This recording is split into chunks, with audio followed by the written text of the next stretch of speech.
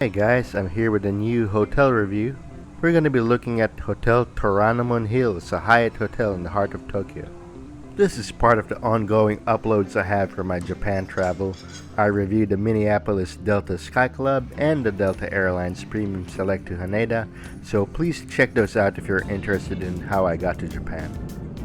Like I said, Hotel Toranomon Hills is a Hyatt property belonging in the Unbound collection by Hyatt. Anyways, as you can see here, we're already looking at one of the most important perks of this hotel. The perk being that the fact that this hotel sits on top of the Hibiya line metro, and this is a new and modern subway.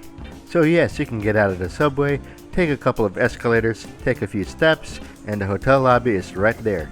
Plus the Hibiya line can take you to Roppongi Hills in a couple of stops one way, and then on the other end get to Ginza also in a few stops. So it's a very convenient line.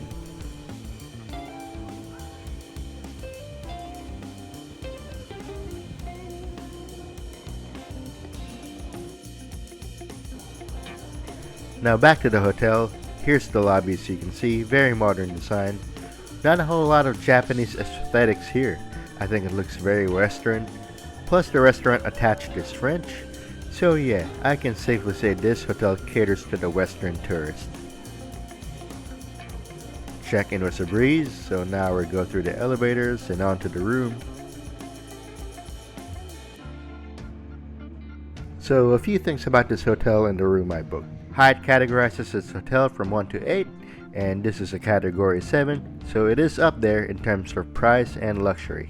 I paid 60,000 Hyatt points, using the points I accumulated from both my World of Hyatt credit card and Chase Sapphire Reserve, so overall, $0 out of pocket.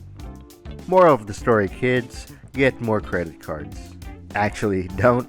Next year I'll be paying $890 in annual fees for just both of these cards, and I have more. But that's a topic and discussion for another time, maybe another video, I don't know, who knows.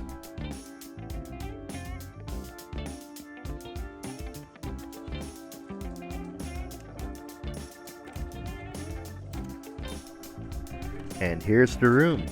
During check-in, I was told that we had a deluxe room upgrade thanks to my Hyatt entry-level Discover status, which I also get from my credit card, by the way.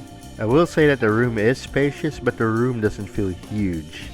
But I think this is big for Japan standards.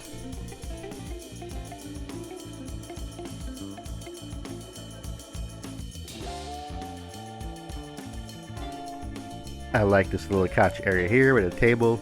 I use this as a sorting area for my luggage. You have this little tea set here, which looks cool, but I didn't really get to use this. Coffee maker here. And you got the mini bar. The good thing about this mini bar is they'll only charge you for the alcohol. Everything else is complimentary.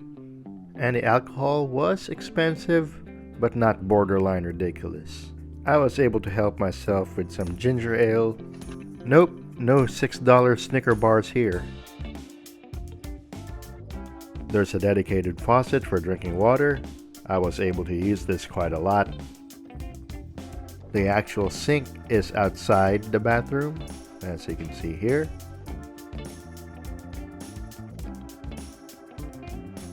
And here is the bathroom. And of course, one of the best things about going to Japan is their crazy high-tech toilets. And this one right here has all the bells and whistles. Multiple controls in the bidet, including pressure, position, and even a dryer. The walk-in shower is pretty huge. The pressure from the ceiling-mounted shower head is great. And the soap here also smells pretty good.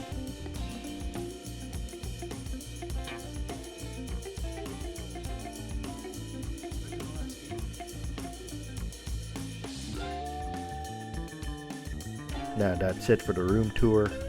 Now, like I pointed out earlier, the attached restaurant is French, and I didn't go to freaking Japan to eat French cuisine.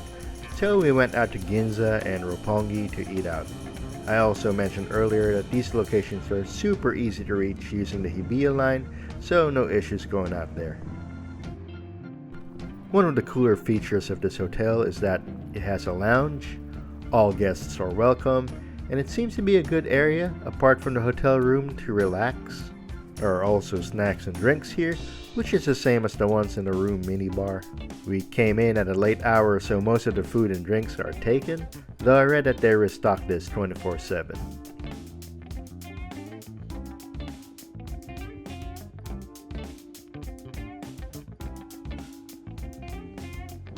Here are more shots of the lounge space.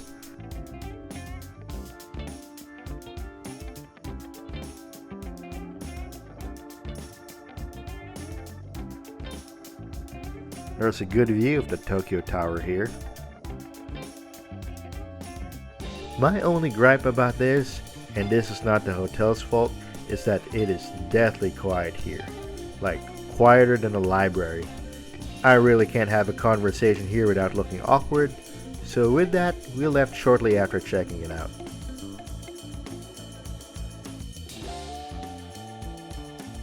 Back to the hotel room. Here it is in the morning. This is the actual view that we have. I guess if you're paying for points, they don't give you the best views. Because if you're paying with real money, there is an option to pick a room that has the Tokyo Tower views. Not so with a points purchase.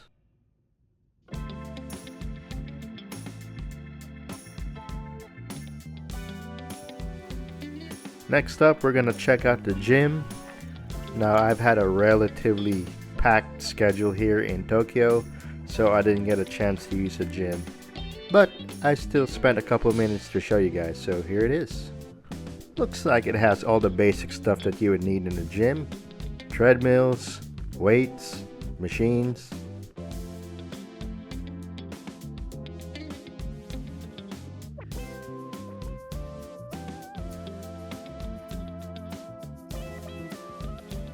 And like the lounge, it also has a good view of the Tokyo Tower.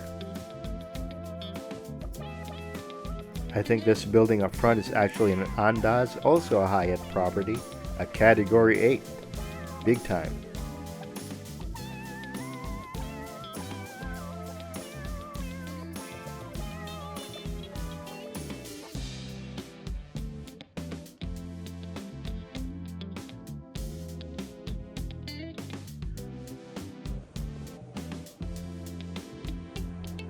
Even if we didn't go to dinner at this hotel's restaurant, we still tried breakfast. So here we are at Le Pristine. I think I pronounced that right. For breakfast. My 60,000 Hyatt point stay did not include breakfast, so we'll have to pay out of pocket for this one. There is an a la carte menu, but we went for the buffet instead.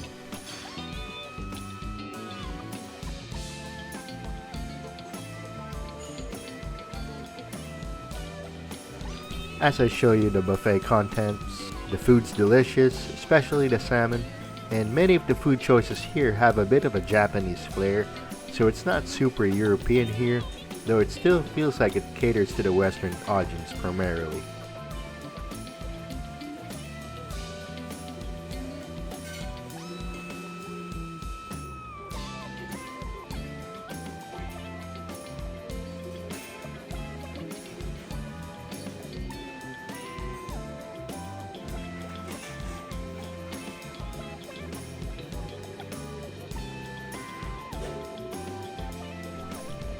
We ended up having several plates of food.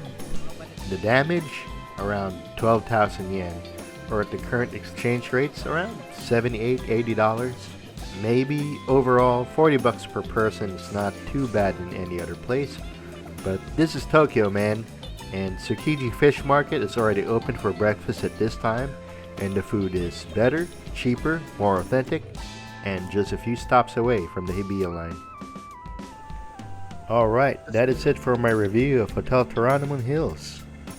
And I would say that yes, this stay was worth it. The location is fantastic because it's not in a super touristy place, but its access to the metro makes it a very ideal spot for travelers who want to stay away from the super crowded areas. And I gotta say, the few interactions with the hotel staff that we had have been nothing but great. So yeah, thumbs up. I got a couple more hotel reviews coming up. So if you guys like this type of content, don't forget to like and don't forget to subscribe, and thanks for watching, guys. Peace.